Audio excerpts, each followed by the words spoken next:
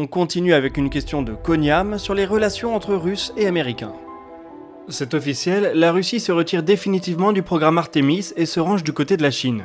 Au moins c'est clair, la guerre froide est bel et bien relancée. C'est comme si Apollo-Soyouz n'avait jamais eu lieu.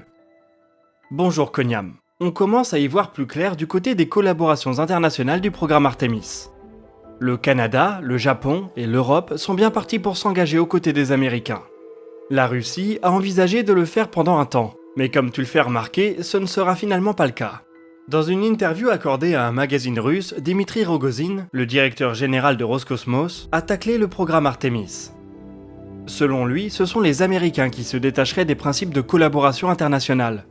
Ce retour sur la Lune ne serait motivé que par des ambitions politiques, ce qui trancherait avec l'esprit qui dominait durant la période de collaboration de l'ISS.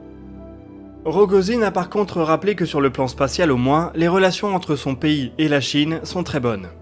Il est donc en effet possible que deux programmes lunaires se développent en compétition, dans une sorte de redite de la course à la Lune des années 60, avec d'un côté l'Occident et de l'autre une initiative sino-russe.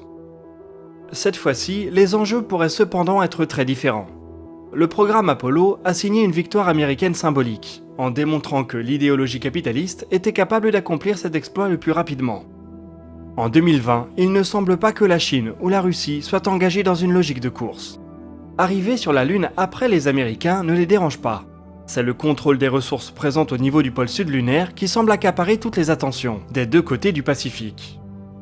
Bref, il est encore trop tôt pour réellement parler d'une compétition façon guerre froide. Les élections américaines en novembre prochain pourraient encore tout changer.